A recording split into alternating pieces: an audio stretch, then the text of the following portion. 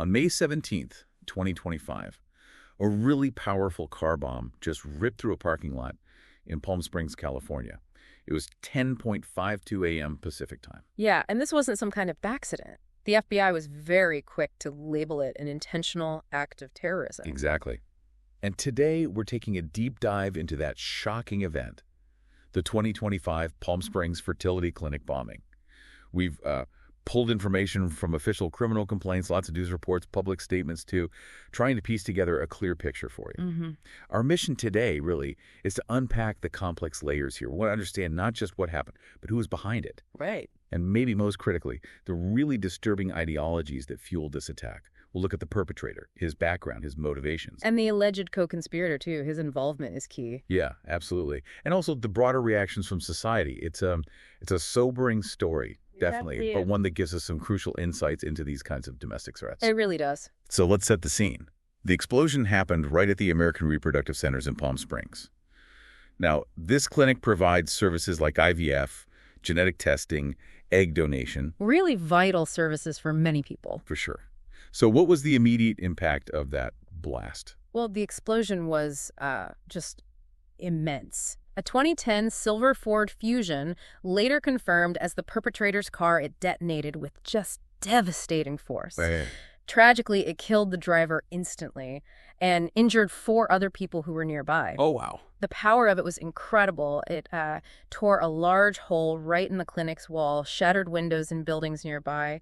People felt the concussion over a mile away. A mile. That's huge. It is. But what's kind of remarkable, almost fortunate, is that the bombing happened outside normal weekday business hours. Okay, so timing was a factor. A huge factor. It meant no clinic staff were harmed. And importantly, the clinic's essential medical operations, the eggs, embryos, reproductive materials, they weren't affected. That's something, at least. Right. But they found other things at the scene. Yes, investigators found a tripod and a camera. It points to a really chilling premeditation. The perpetrator apparently intended to record the whole horrific event. Okay, let's unpack who was behind this. The person killed in the blast, the driver, was quickly identified as the bomber, right? Yeah, 25-year-old guy Edward Bartkus from Twentynine Palms, California. And the FBI described him as having nihilistic views. That sounds broad. What exactly were his proclaimed motivations? Because it seems like they went, well, deeper than just general nihilism. You're absolutely right. Nihilistic really only scratches the surface here. Bartkus left behind a deeply disturbing trail explaining his reasoning. What kind of trail? An online video, a written manifesto, and also a 30-minute audio recording. His core motivations, they stemmed from these 2 very specific and frankly extreme philosophies, pro-mortalism and euphilism. Pro-mortalism. Yeah. He explicitly identified as a pro-mortalist. It's a belief system that basically says non-existence is preferable to existence. That's a dark view. It's incredibly dark. Imagine being so convinced that life itself or any sentient being is fundamentally negative, that the ultimate good is just absence. That's the philosophy he embraced. And he said something about consent. He did. He stated, quite chillingly, "I'm angry that I exist and that, nobody got my consent to bring me here." Wow. Nobody got my consent to bring me here. Yeah. That's taking a personal grievance and just weaponizing it. Absolutely. So what about euphilism? How does that fit in? Well, euphilism is an extremist version of anti-natalism. It takes that core idea even further. It actually advocates for the complete extinction of all sentient life because of inherent suffering. Extinction? Good grief. It's a worldview that assigns a negative value to every living thing, basically pushing for it all to end. So for Bartkus, these beliefs led directly to what he called his anti-natalism and anti-pro-life ideology. Like anti-pro-life? Yeah. He genuinely believed individuals shouldn't be born without their consent. And this is where the target becomes horrifyingly clear. The fertility clinic. Exactly. He viewed IVF clinics as, and this is his quote, the epitome of pro-life ideology. He even stated his intent was to start a war against pro-lifers.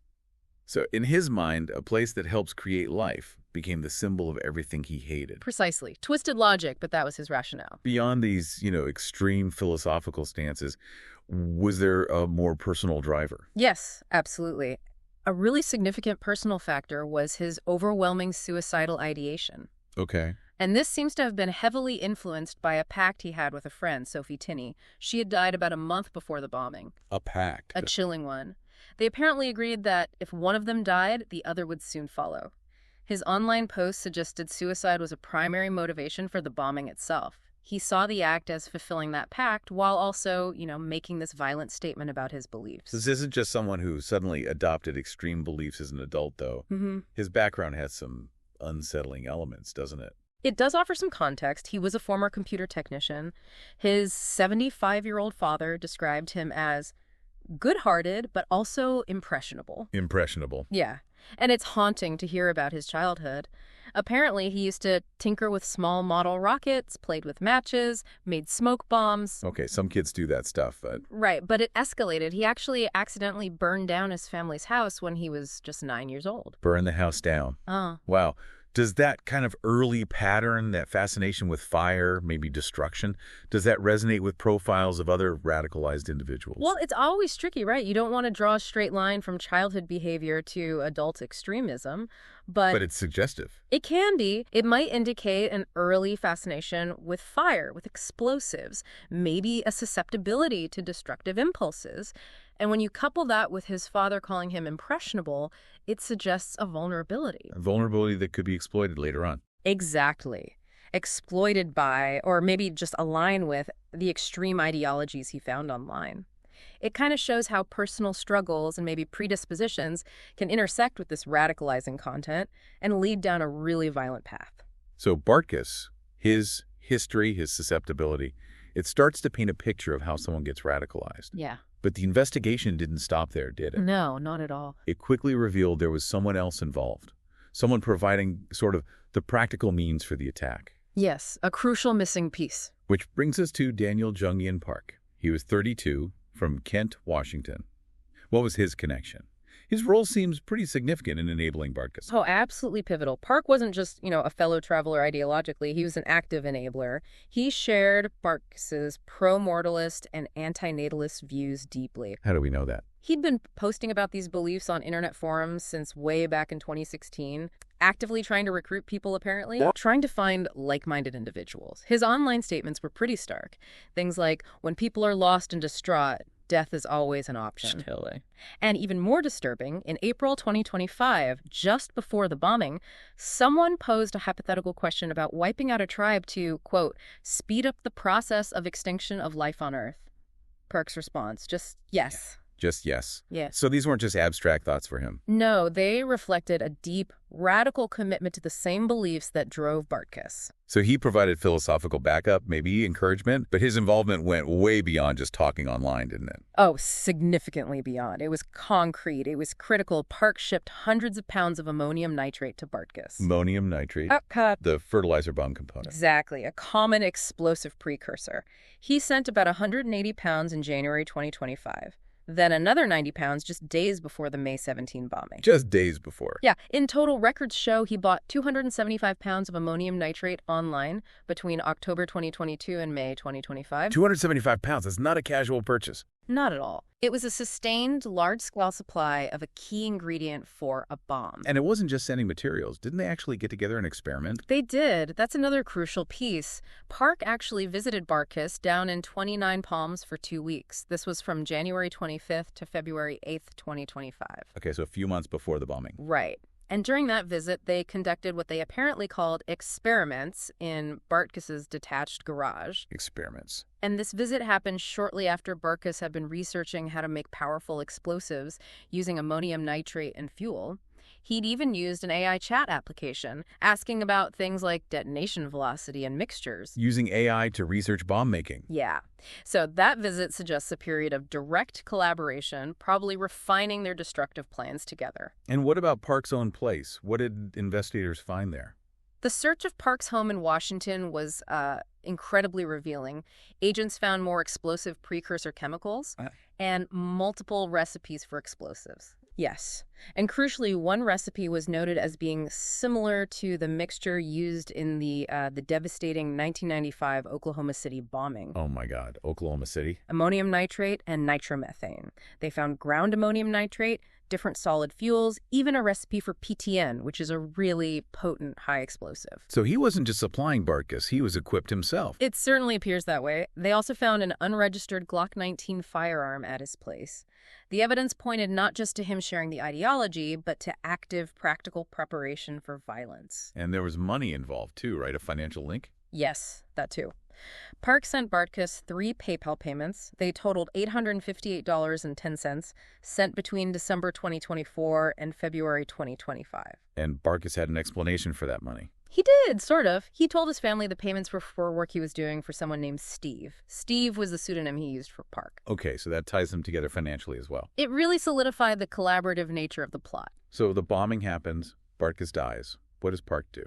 Park fled. He went to Warsaw, Poland, just 4 days after the bombing on May 21st. Trying to get away. Clearly.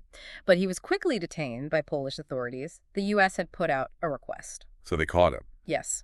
He was extradited, arrested by the FBI right at JFK Airport in New York on June 3rd, 2025, and he was formally charged with providing material support to a terrorist. And then? Tragically, just a few weeks later, on June 24th, 2025, Daniel Park died while in federal custody. He was at the Metropolitan Detention Center in Los Angeles. Died in custody. Yes. His cause of death is still officially under investigation. It closes one chapter of this dark story, but leaves a lot of unanswered questions about his role and motivations, really. Yeah, definitely. So the FBI, as we said, moved fast, calling it intentional terrorism, highlighting the planning, the extremist ideas behind it. What have been the broader reactions? What are the implications here for society, especially around these, niche but clearly violent ideologies? Well, the reactions have been pretty multifaceted and, deeply concerning. Professor Brian Levin, he's the founder of the Center for the Study of Hate and Extremism. Right, I know his work. He observed that Bartkus seemed to be part of a growing group of radicalized lone wolves influenced by dark websites. Lone wolves influenced online. Exactly. He highlighted that these individuals are acting out grievances as part of a broad movement sometimes. Or sometimes these really obscure movements, like this anti-life movement, it points to a really disturbing trend. Where online subcultures are essentially incubators. That's a good way to put it. Incubating and accelerating radicalization, turning personal grievances into, public, indiscriminate violence. And how did the general public react? Beyond the experts. Understandably, with just profound shock and condemnation. Bartkus' own father, who we mentioned, expressed deep disbelief. He kept reiterating that his son was impressionable. It just shows the devastating impact this has on families, too. Absolutely. Attorney General Pam Bondi called it a particularly cruel, disgusting crime. And there's a significant response from online platforms, too. Like Reddit. Bartkus mentioned them, didn't he? He did. He mentioned several Reddit communities in his writings. In response, Reddit banned its Refilism subreddit. The efilism one, how big was that? It apparently had over 10,000 members. Reddit banned it for violating rules against inciting violence. So that shows platforms acknowledging maybe some responsibility for regulating extreme content. That's a big step. What about the clinic itself? American Reproductive Centers, how have they coped? And has this impacted other fertility clinics? Well, the clinic itself, American Reproductive Centers, showed really remarkable resilience. They initially reopened in a temporary spot right across the street. Wow, right across the street. Yeah. And they've publicly committed to rebuilding on the exact same site. It's a clear statement of determination, really. Good for them. But the ripple effects. Huge ripples through the whole reproductive health community. Other fertility centers like Ember Fertility Center, they made public statements reassuring patients, detailing their security measures, guards, cameras, alarms, that kind of thing. Heightened security. Definitely. And organizations like Resolve, the National Infertility Association, they've noted what they call an anti-fertility trend and increasing scrutiny specifically on IVF since around 2022. Interesting timing. It underscores this heightened need for vigilance, for robust security within the reproductive health community. They're facing targeted threats fueled by these extremist ideologies. So wrapping this up, what does it all mean for us, really? This deep dive into the Palm Springs bombing, it reveals this chilling intersection, doesn't it? It really does. Extreme anti-life ideologies, the frankly unsettling ease of getting dangerous materials. Yeah, buying ammonium nitrate online. Right, and the undeniable power of online radicalization to just explode into horrific real-world violence. It's a stark reminder of how fast fringe beliefs can escalate when they find that fertile ground online. And it really highlights how critical it is for us to understand these deeply nihilistic philosophies, these ideas that assign a negative value to human existence, to procreation itself. Yeah. And this whole incident, it forces us to ask tough questions about the responsibility of online catforms, these spaces where destructive ideologies get discussed openly, where people might be recruited, where, material support for violence can even be organized. How these digital spaces are being weaponized. Exactly. It's a major challenge. So here's maybe a final thought for you to consider. Think about how the sheer availability of information, now even complex chemistry, bomb-making instructions, readily accessible, how that combines with individuals who might be increasingly isolated, increasingly radicalized online. It presents this unique, constantly evolving challenge to public safety in our totally interconnected world. Mm-hmm. What role do we as a society play in recognizing the signs, in addressing the environments that foster this kind of dangerous radicalization before it escalates to tragedy? Something to think about.